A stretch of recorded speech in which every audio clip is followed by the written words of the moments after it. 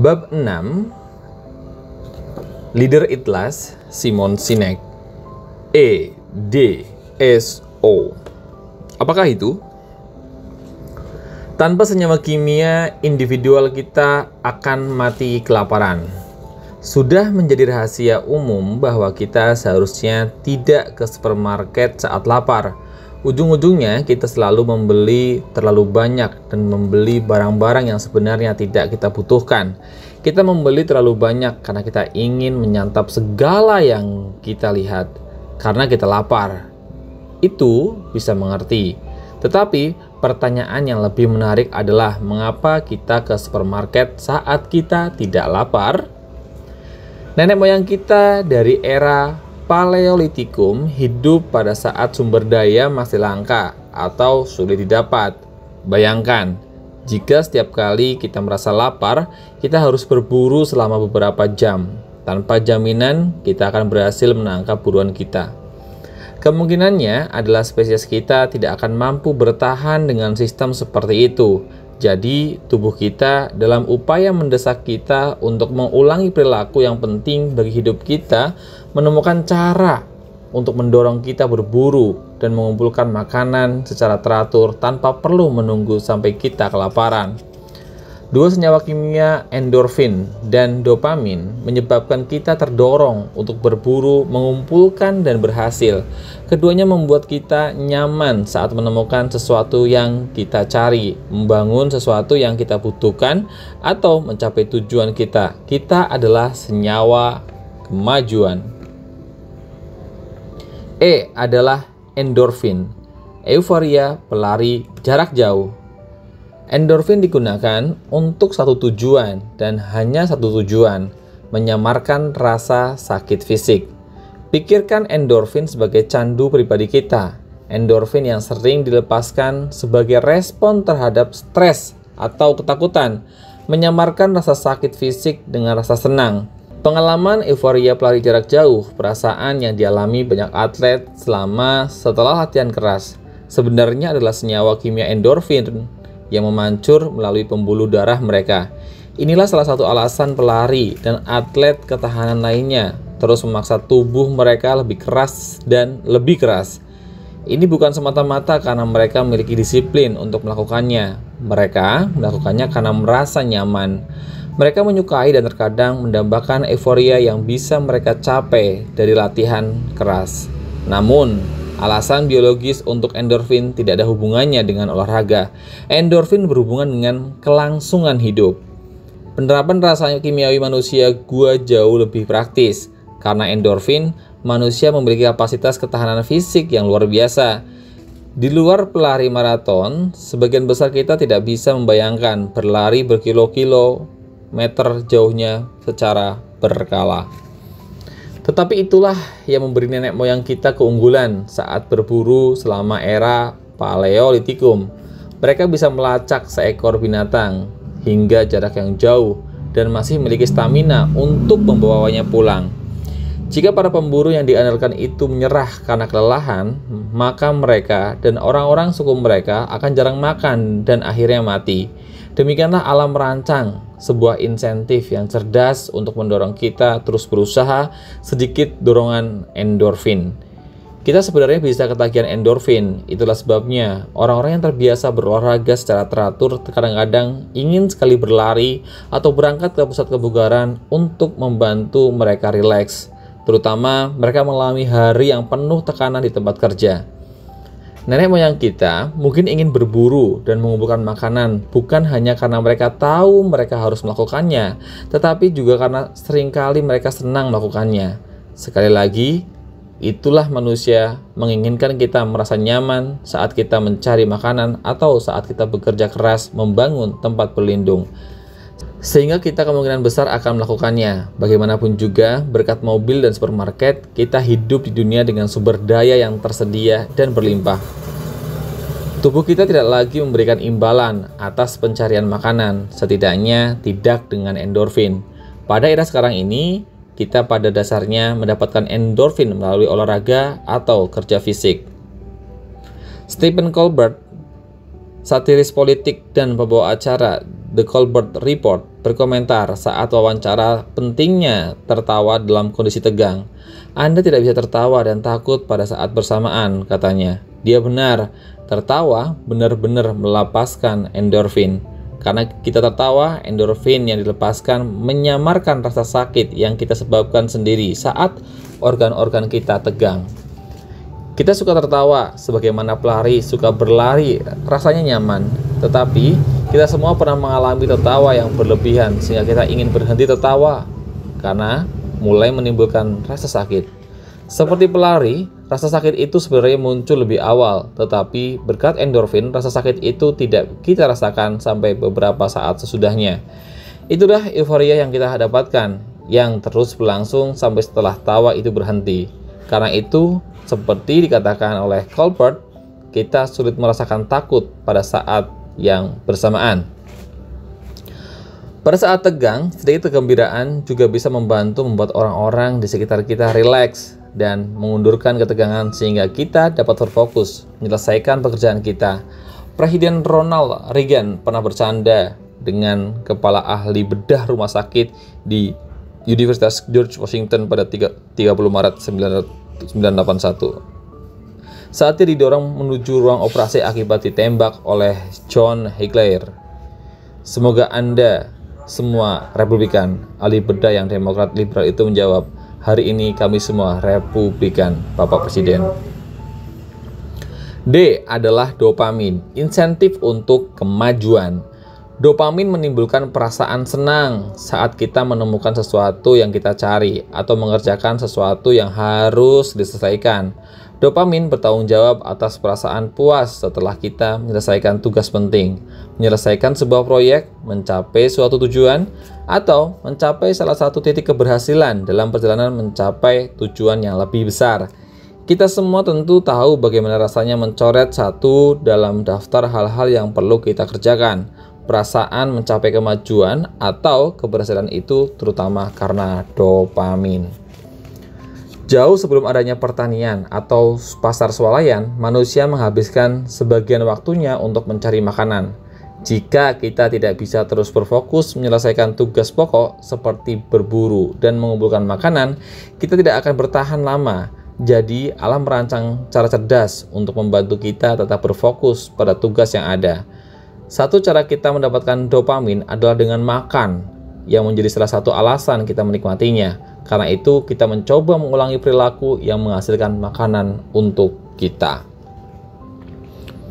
Dopamin membuat kita menjadi spesies yang berorientasi tujuan dengan bias kemajuan. Ketika kita diberi tugas untuk diselesaikan atau sasaran untuk diraih.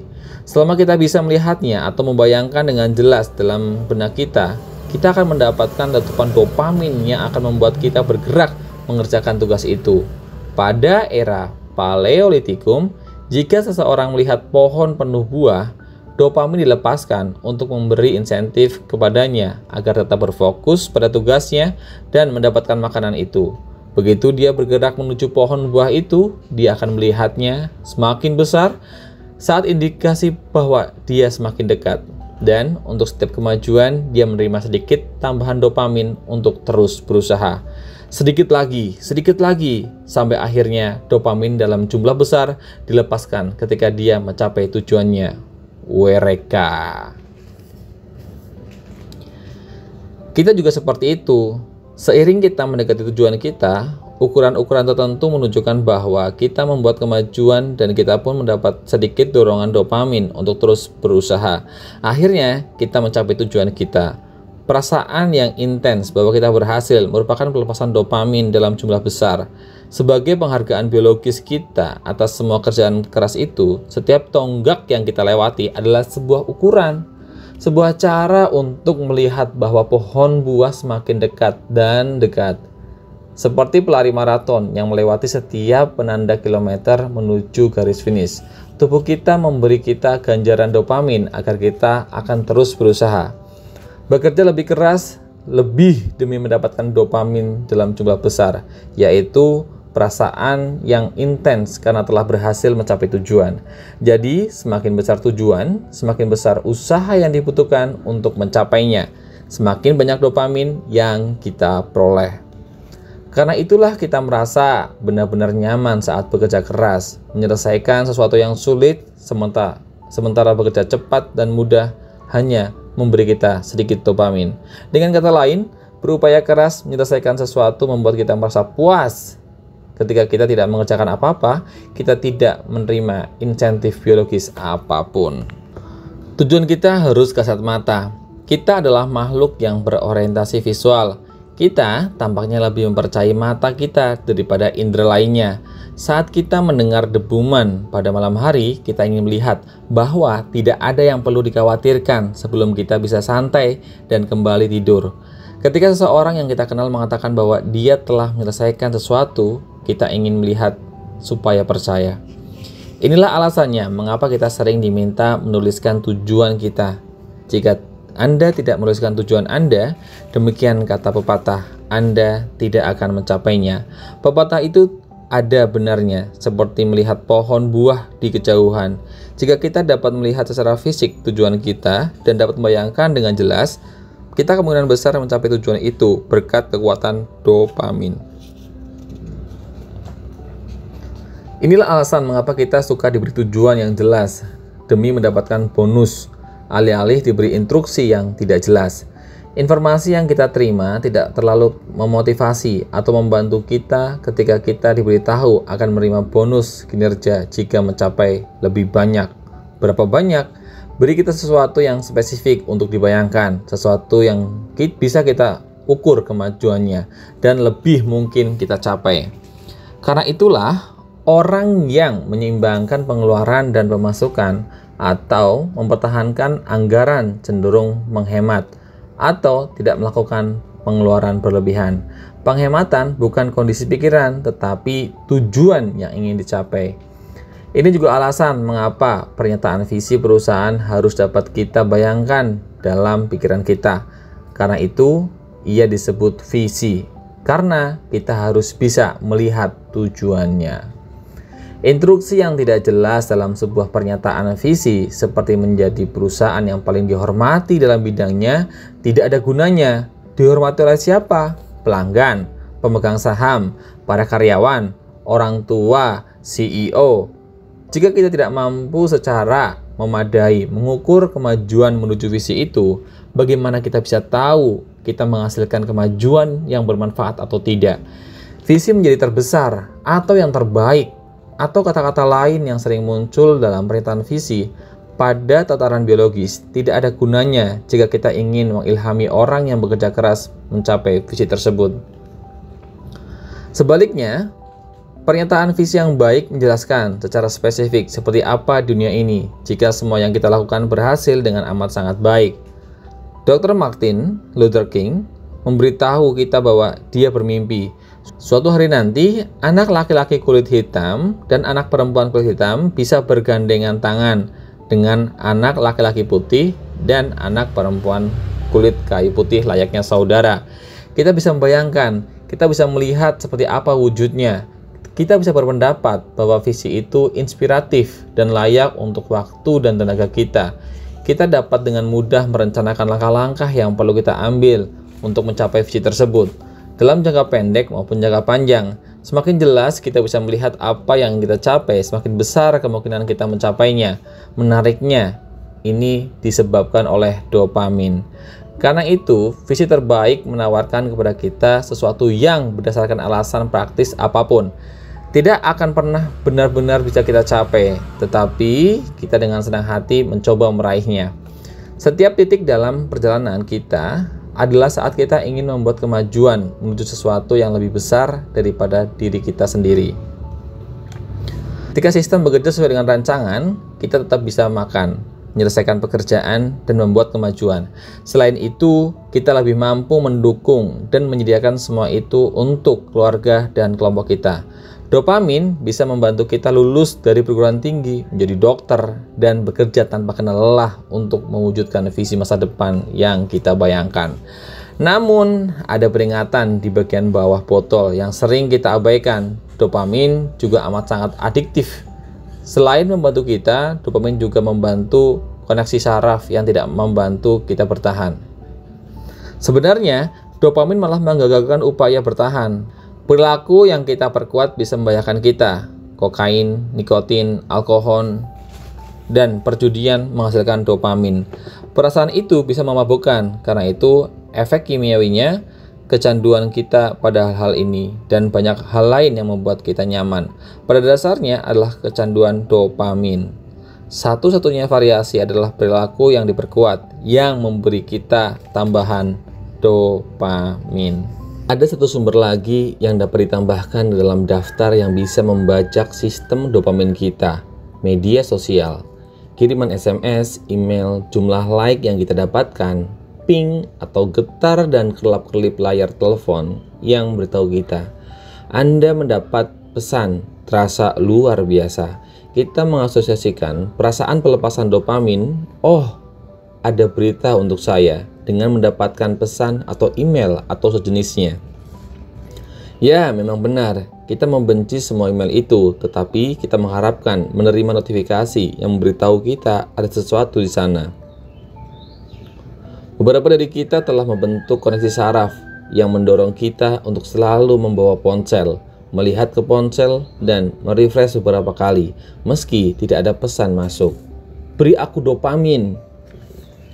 Dikatakan bahwa jika Anda bangun pada pagi hari dan hal pertama yang Anda inginkan adalah minum alkohol, Anda mungkin pecandu alkohol.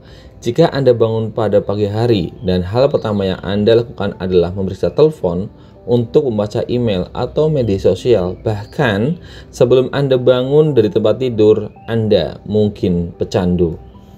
Kita ingin mendapat senyawa kimia yang menimbulkan rasa nyaman. Kita mengulangi perilaku yang kita tahu bisa menimbulkan rasa nyaman itu. Dalam kasus alkohol dan perjudian, kita menyadarinya. Dalam kasus kecintaan kita pada gawai dan media sosial, kita kurang menyadari kualitas adiktifnya. Dalam organisasi berbasis kinerja, ketika dopamin menjadi sarana utama pemberian imbalan seperti judi, mencapai sasaran, dapatkan uang, kita bisa kecanduan, menghasilkan keuntungan.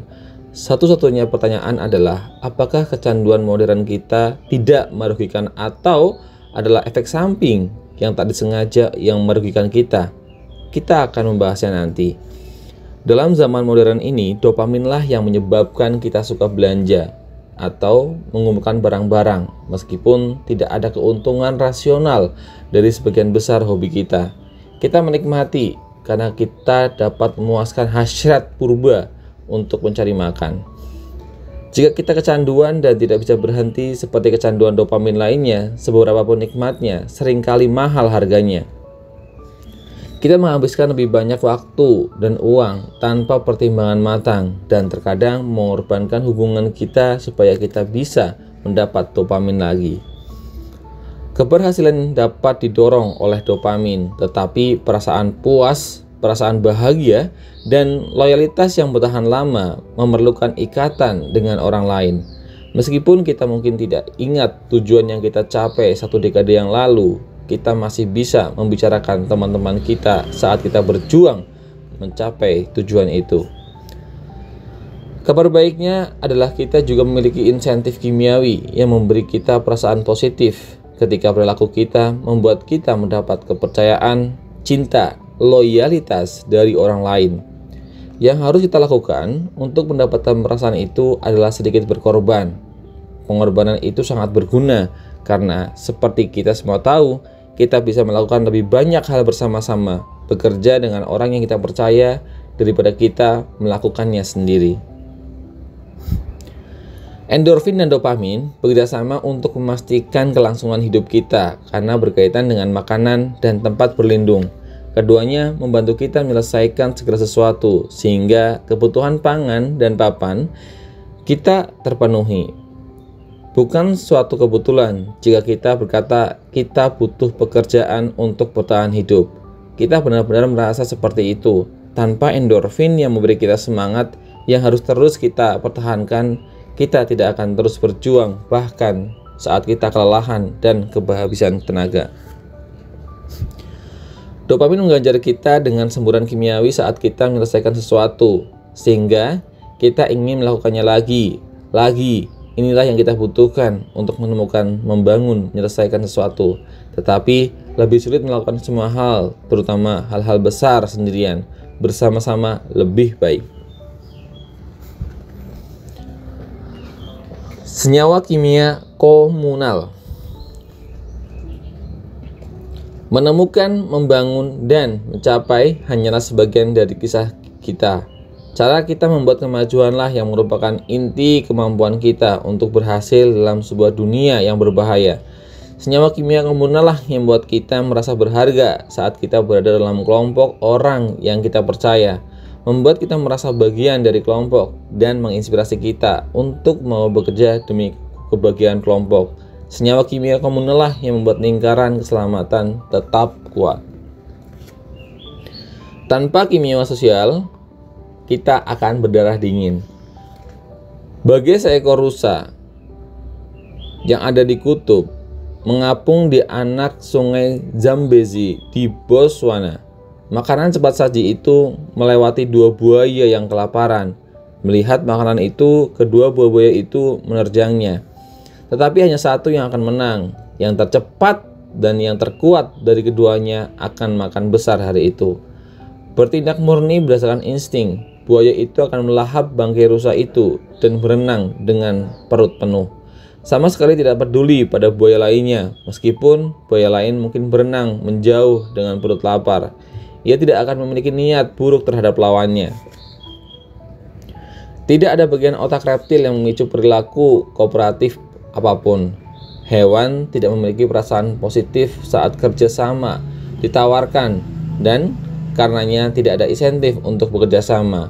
Mereka diciptakan sebagai makhluk menyendiri, berhati dingin. Begitulah cara hidup alami mereka. Tidak ada perasaan, semua berdasarkan insting. Dan untuk seekor buaya, insting itu bekerja dengan baik. Tetapi kita tidak seperti buaya, meskipun kita masih memiliki bagian otak reptil primitif kita. Otak kita terus tumbuh melampaui akar-akar reptilnya. Kita bukan penyendiri. Penambahan lapisan mamalia otak kita membantu kita menjadi makhluk sosial, dan alasannya jelas. Jika kita tidak beradaptasi untuk hidup dalam kelompok dan bekerja sama, kita pasti telah terkubur bertahun-tahun yang lalu. Kita tidak memiliki kulit yang tebal dan bersisik agar tidak rentan terhadap serangan. Kita tidak memiliki barisan gigi yang tajam seperti hiu putih agar kita tetap mampu mengunyah bahkan setelah kehilangan beberapa gigi. Kita semata-mata tidak cukup kuat untuk bertahan hidup, apalagi berkembang sendiri. Entah kita mau mengakuinya atau tidak, kita saling membutuhkan. Dari situlah serotonin dan oksitosin masuk. Keduanya adalah tulang punggung lingkaran keselamatan. Untuk mendorong perilaku prososial, serotonin dan oksitosin membantu kita membentuk ikatan kepercayaan dan persahabatan, sehingga kita saling memperhatikan. Berkat 2 senyawa kimia inilah kita memiliki masyarakat dan budaya, dan berkat senyawa kimia inilah kita bekerjasama untuk mencapai hal-hal yang jauh lebih besar daripada jika kita menghadapi dunia sendirian. Ketika kita bekerjasama atau peduli kepada orang lain, serotonin dan oksitosin memberi kita rasa aman, puas, percaya diri, dan kesetiakawanan.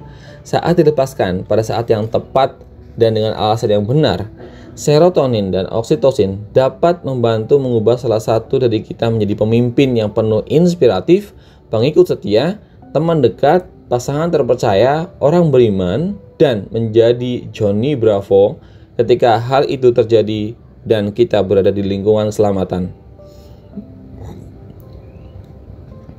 Stres menurun, kepuasan meningkat, keinginan kita untuk melayani orang lain meningkat, dan kesediaan kita mempercayai orang lain untuk melindungi kita meroket. Tetapi ketika insentif sosial ini terhambat, kita akan menjadi lebih egois dan lebih agresif. Kepemimpinan goyah, kerjasama menurun, stres meningkat, paranoia dan ketidakpercayaan terhadap orang lain juga meningkat. Jika kita bekerja di lingkungan yang membuat kita lebih sulit mendapatkan insentif ini, keinginan kita membantu rekan kerja atau organisasi menjadi berkurang, dan dengan rendahnya komitmen, keinginan rekan kita untuk membantu kita juga menurun. Lingkaran setan mulai bergerak semakin sedikit tertekan dan pemimpin kita peduli kepada kita, semakin sedikit pula kita peduli kepada mereka. Semakin sedikit kita peduli kepada mereka, semakin egois mereka, dan hasilnya semakin egois kita. Jika hal itu terjadi, akhirnya semua orang kalah. Oksitosin dan serotonin melumasi mesin sosial. Saat kedua senyawa kimia itu hilang, timbul gesekan.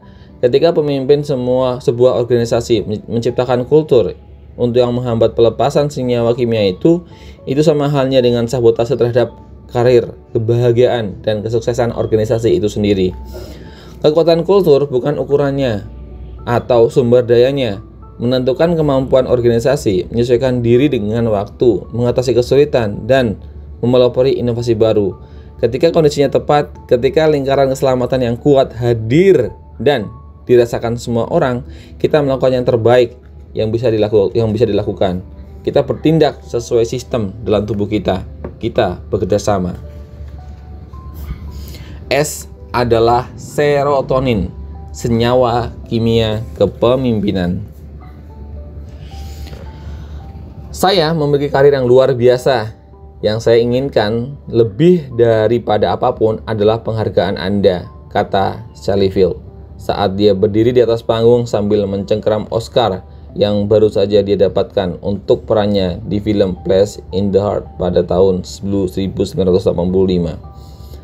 Pertama kali saya tidak merasakannya, akunya, tetapi kali ini saya merasakannya dan saya tidak menyangkal fakta bahwa Anda menyukai saya. Saat ini Anda menyukai saya. Yang dirasakan Shellyville adalah serotonin yang menyusup ke dalam pembuluh darahnya. Serotonin adalah perasaan bangga. Itu adalah perasaan yang kita dapatkan saat kita melihat orang lain menyukai atau menghargai Anda. Penghargaan itu membuat kita merasa kuat dan percaya diri, seolah-olah kita bisa melakukan apapun. Dan lebih dari sekedar percaya diri, penghargaan itu meningkat status kita. Penghargaan yang diterima Shellyville dari komunitas itu secara signifikan mempengaruhi karirnya. Pemenang Oscar bisa menghasilkan lebih banyak uang ketika tampil dalam sebuah film, akan memiliki lebih banyak kesempatan untuk memilih film yang dia sukai, dan memiliki pengaruh yang lebih besar lagi. Sebagai makhluk sosial, kita menginginkan persetujuan orang dalam kelompok kita. Kita membutuhkannya. Itu benar-benar penting. Kita semua ingin merasa berharga atau usaha yang kita berikan demi kebaikan orang lain dalam kelompok atau demi kelompok itu sendiri. Jika kita sendiri bisa merasakannya, kita tidak memerlukan acara penghargaan, program penghargaan, perusahaan, atau upacara wisuda. Dan tentunya tidak perlu perhitungan menampilkan jumlah like di Facebook, jumlah view yang kita dapatkan di YouTube, atau jumlah follower yang kita miliki di Twitter.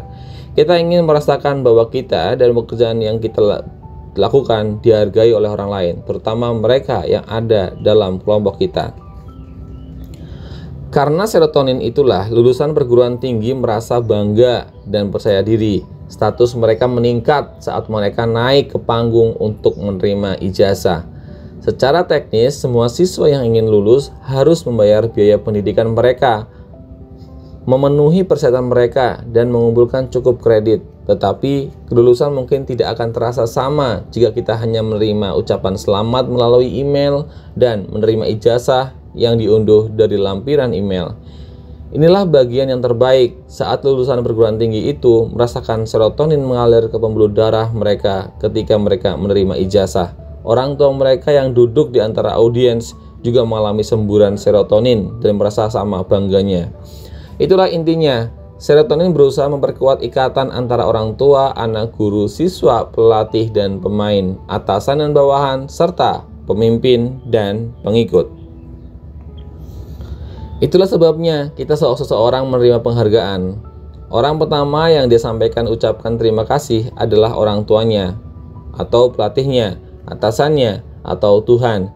Siapapun yang menurutnya menawarkan dukungan dan perlindungan yang dia butuhkan untuk mencapai kesuksesan. Ketika orang lain memberi kita perlindungan dan dukungan, karena serotonin kita merasa bertanggung jawab kepada mereka. Ingat, senyawa kimia ini mengendalikan perasaan kita. Karena itu, kita benar-benar merasa bertanggung jawab saat orang lain mengorbankan waktu dan tenaga untuk mendukung kita. Kita ingin mereka merasa bahwa pengorbanan yang mereka lakukan untuk kita adalah layak. Kita tidak ingin mengecewakan mereka. Kita ingin membuat mereka bangga. Dan jika kita yang memberi dukungan, kita merasakan tanggung jawab yang sama dari mereka. Kita ingin bekerja dengan benar bersama mereka, sehingga mereka dapat mencapai semua yang mereka rencanakan. Karena serotoninlah kita tidak bisa merasa bertanggung jawab kepada angka-angka. Kita hanya bisa merasa bertanggung jawab kepada orang. Hal ini membantu menjelaskan mengapa melewati garis finish sendirian tanpa penonton terasa berbeda dengan melewati garis finish saat kerumunan bersorak. Kita memecahkan rekor.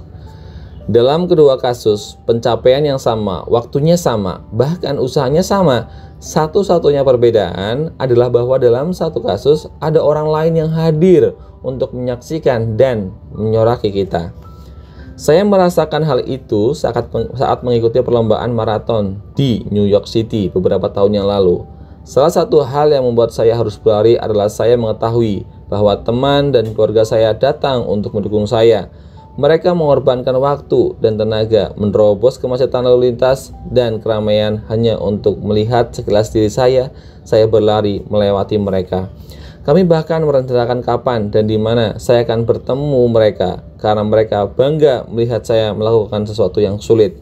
Hal itu mengilhami saya untuk terus berlari karena saya tahu mereka ada di sana. Saya tidak lagi berlari demi diri saya sendiri. Saya tidak hanya berlari berkat dorongan endorfin dan dopamin. Karena serotonin saya sekarang berlari untuk mereka juga dan itu bermanfaat. Jika yang ingin saya capai adalah berlari sejauh 42 km, jika yang saya inginkan hanyalah getaran dopamin, saya bisa berlatih dan melakukan kapanpun di akhir pekan. Tetapi saya tidak melakukannya itu. Saya berlari pada saat keluarga saya datang untuk mendukung saya. Saya berlari pada hari penyelenggara maraton menghadirkan penonton yang akan memberikan tepuk tangan kepada saya. Keadaannya menjadi lebih baik lagi saat saya mendapatkan medali, simbol pencapaian yang membuat saya bangga ketika mengalungkan di leher saya. Serotonin membuat saya merasa nyaman. Semakin bangga kita melihat keberhasilan orang lain, semakin besar nilai kita bagi kelompok dan semakin besar rasa hormat mereka kepada kita. Semakin besar rasa hormat dan pengakuan yang kita terima, semakin tinggi status kita dalam kelompok dan semakin banyak insentif yang harus terus kita berikan kepada kelompok. Setidaknya, begitulah cara kerjanya, entah kita atasan, pelatih, atau orang tua. Serotonin bekerja untuk mendorong kita melayani orang-orang menjadi bertanggung jawab kita secara langsung. Dan jika kita adalah karyawan, pemain, atau orang yang berada dalam tanggung jawab seseorang, serotonin mendorong kita untuk bekerja keras agar mereka bangga. Mereka yang bekerja paling keras untuk membantu orang lain sukses akan dilihat oleh kelompok sebagai pemimpin atau alfa kelompok tersebut. Menjadi alfa orang yang kuat, yang mendukung kelompok, yang bersedia mengorbankan waktu dan energi agar orang lain berhasil adalah prasyarat untuk pemimpin sejati. O adalah oksitosin, senyawa kimia cinta. Oksitosin adalah senyawa kimia favorit kebanyakan orang. Oksitosin menimbulkan rasa cinta, persahabatan, atau kepercayaan yang mendalam. Ini adalah perasaan yang kita dapatkan saat kita berada dalam kelompok teman dekat atau rekan terpercaya. Ini adalah perasaan yang kita dapatkan saat kita melakukan sesuatu yang baik untuk seseorang atau seseorang melakukan sesuatu yang baik untuk kita. Oksitosin bertanggung jawab atas semua keramahan dan kasih sayang. Inilah perasaan yang kita dapatkan saat kita semua berpegangan tangan dan bersama-sama menyanyikan lagu kemesraan ini. Tetapi oksitosin tidak hanya membuat kita merasa nyaman. Oksitosin juga penting bagi naluri kita untuk bertahan hidup. Tanpa oksitosin, kita tidak ingin bermurah hati. Tanpa oksitosin, tidak akan ada empati. Tanpa oksitosin, kita tidak akan bisa mengembangkan ikatan kepercayaan dan persahabatan yang kuat. Dan tanpa ikatan itu, kita tidak akan memiliki siapapun yang bisa kita andalkan untuk melindungi kita.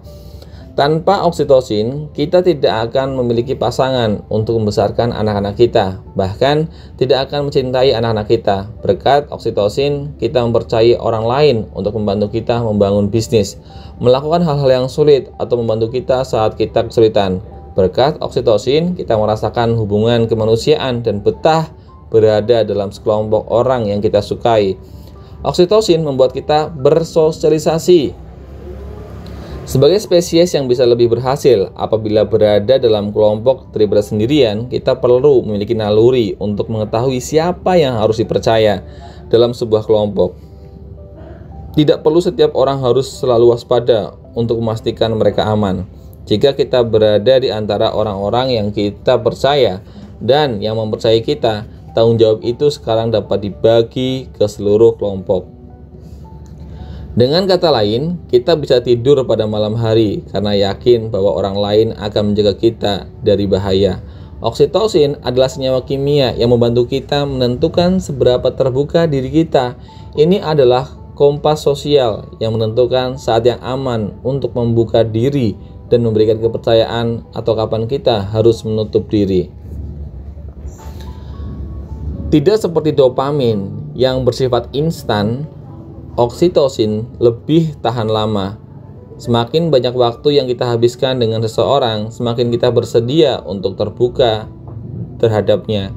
Saat kita belajar mempercayai seseorang dan mendapatkan kepercayaannya, kita mendapatkan banyak aliran oksitosin. Akhirnya, sungguh ajaib. Kita akan menyadari bahwa kita telah mengembangkan ikatan yang erat dengan orang tersebut. Kegilaan, kegembiraan, dan spontanitas dopamin digantikan oleh hubungan yang digerakkan oleh oksitosin yang lebih santai, lebih stabil, lebih tahan lama. Kondisi ini sangat penting. Kita harus bergantung pada seseorang yang membantu kita melakukan segala sesuatu dan melindungi kita saat kita lemah. Definisi cinta favorit saya adalah memberi seseorang kekuatan untuk menghancurkan kita dan percaya bahwa mereka tidak akan menggunakan kekuatan itu. Sama seperti hubungan baru apapun. Ketika kita pertama kali muncul untuk satu pekerjaan baru, kita senang, mereka senang, dan semuanya sempurna. Tetapi, kepercayaan yang kita butuhkan untuk merasa bahwa rekan kerja kita akan melindungi kita dan membantu kita berkembang untuk benar-benar merasa bagian dari tim, membutuhkan waktu dan energi, baik secara pribadi maupun profesional. Semua aturan dalam membangun hubungan berlaku. Di dalam lingkaran keselamatan, kita merasa bagian dari tim. Meskipun kita ingin menonjol dan menganggap diri kita sebagai individu, pada intinya kita adalah makhluk yang secara biologis dirancang untuk merasa nyaman saat kita merasa menjadi bagian dari kelompok. Otak kita melepaskan oksitosin saat kita berada dalam kelompok dan melepaskan kortisol, senyawa kimia yang menimbulkan kecemasan saat kita merasa rentan dan sendiri.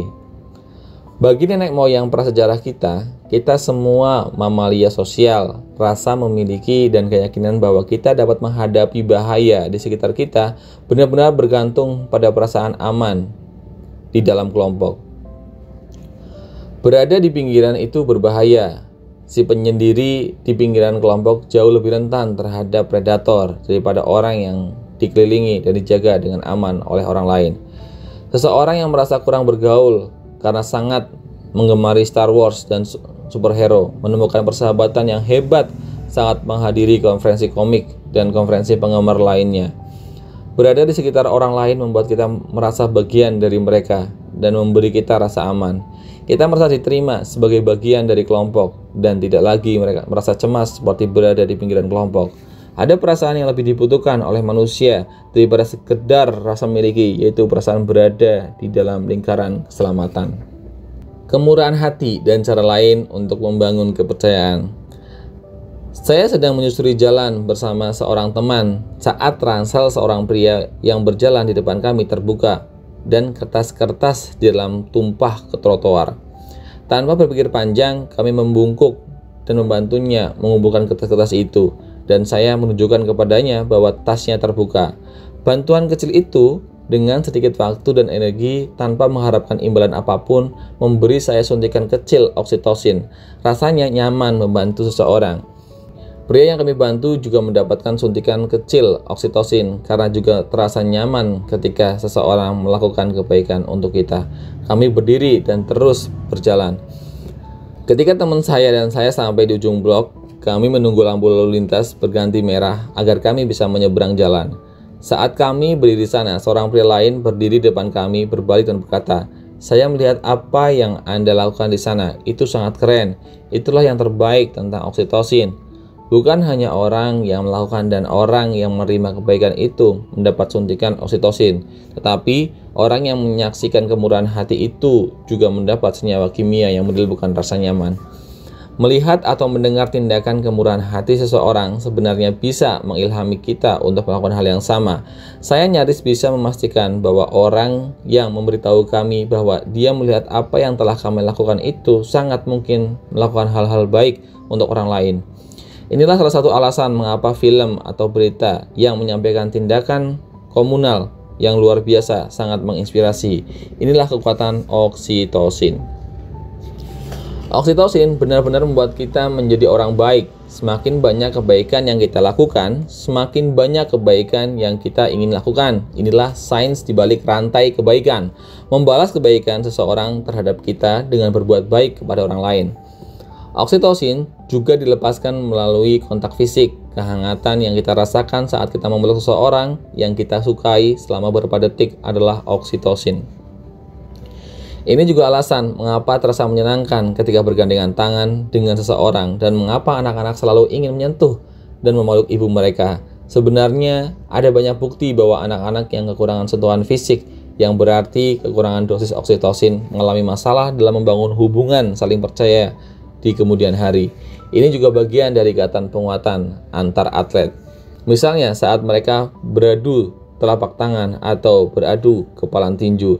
Ini memperkuat ikatan yang mereka bagikan dan komitmen yang mereka miliki untuk bekerjasama demi tujuan bersama mereka. Misalnya Anda hendak mengunci kesepakatan dengan seseorang, mereka telah menyetujui semua persyaratan yang tercantum dalam kontrak. Tepat sebelum Anda mendatangani kontrak, Anda mengulurkan tangan untuk menjabat tangan mitra baru Anda. Tidak, katanya. Saya tidak perlu menjabat tangan Anda. Saya setuju dengan semua persyaratan yang tercantum dan saya senang bisa berbisnis dengan Anda. Bagus, jawab Anda. Jadi mari kita berjabat tangan. Tidak perlu, kata mereka lagi. Saya setuju dengan segalanya dan siap menandatangani dan mulai berbisnis. Secara rasional, Anda sudah mendapatkan semua yang Anda inginkan dalam kontrak. Namun, penolakannya untuk melakukan kontak fisik. Untuk menjabat tangan Anda dan memperkuat ikatan sosial dengan sedikit kepercayaan kimiawi bisa berakibat dua hal. Anda membatalkan keseluruhan kesepakatan atau Anda menjadi sedikit lebih gugup dalam kesepakatan itu. Itulah kekuatan oksitosin. Karena itu amatlah penting ketika para pemimpin dunia berjabat tangan. Itu adalah tanda bagi mereka dan semua orang yang menyaksikannya bahwa mereka bisa bekerja sama. Jika presiden kita terlihat berjabat tangan di sebuah acara PBB dengan seseorang diktator yang kejam, ini akan menjadi skandal besar. Itu bukan hanya jabat tangan sederhana. Kontak fisik menunjukkan kesediaan kita mempercayai, bahkan melebihi kesepakatan yang ada. Oksitosin benar-benar senyawa ajaib. Oksitosin tidak hanya berperan di balik kepercayaan dan kesetiaan, tetapi juga membuat kita merasa nyaman dan mengilhami kita untuk melakukan kebaikan bagi orang lain. Alam ingin orang yang berbuat baik kepada orang lain menjaga gen mereka. Dalam melengkung gen, itu mungkin salah satu alasan mengapa oksitosin benar-benar membantu kita hidup lebih lama. Seseorang yang berbuat baik untuk orang lain dalam kelompok itu juga baik untuk spesies. Menurut sebuah studi yang dipublikasikan dalam Proceedings National Academy of Science pada 2011, orang yang mengaku bahagia hidup 35% lebih lama daripada orang yang kurang bahagia. Studi terhadap 3.800 pria dan wanita berusia 52 sampai 79 tahun itu menemukan bahwa mereka yang merasa paling bahagia memiliki kemungkinan yang lebih kecil untuk meninggal dalam 5 tahun berikutnya daripada mereka yang kurang bahagia. Bahkan setelah memperhitungkan faktor demografis seperti kekayaan, pekerjaan, dan perilaku terkait kesehatan seperti merokok dan obesitas. Oksitosin meningkatkan sistem kekebalan tubuh kita, membuat kita menjadi pemecah masalah yang lebih baik, dan membuat kita lebih resisten terhadap kualitas adiktif dopamin. Tidak seperti dopamin yang berperan penting dalam kepuasan instan, oksitosin memberi kita perasaan tenang dan aman. Kita tidak perlu masuk ke akun Facebook untuk melihat seberapa banyak like atau follower yang kita miliki agar merasa nyaman. Berkat oksitosin, hanya dengan mengetahui teman dan keluarga kita dekat dengan kita, hanya dengan melihat foto orang-orang yang kita cintai dan mencintai kita, kita sudah merasa nyaman dan tidak merasa sendirian. Dan ketika hal itu terjadi, kita berusaha membuat mereka juga merasa nyaman seperti yang kita rasakan. Demikian, lanjut ke bab 7.